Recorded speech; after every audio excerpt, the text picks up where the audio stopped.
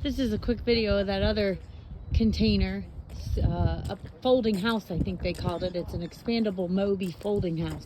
So you can see these have just kind of started to come loose in shipping, we think. We don't know exactly what part of that. It looks like maybe a wall, but we don't have them open because we don't really know how to get them open.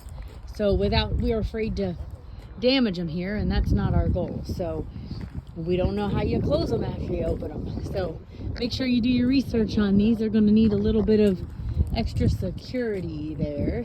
You need to touch those up. But here's what they are, and they're online. I don't remember the lot number of this one. The other one's 2072. Let's see what this one is. 2073.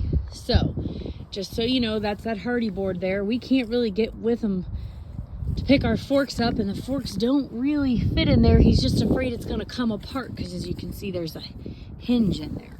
So we don't want to damage it. It already got a little damage during shipping, as you can see, but you're going to have to figure out the best way to load this. Might need to do a little research on these before you try to pick them up.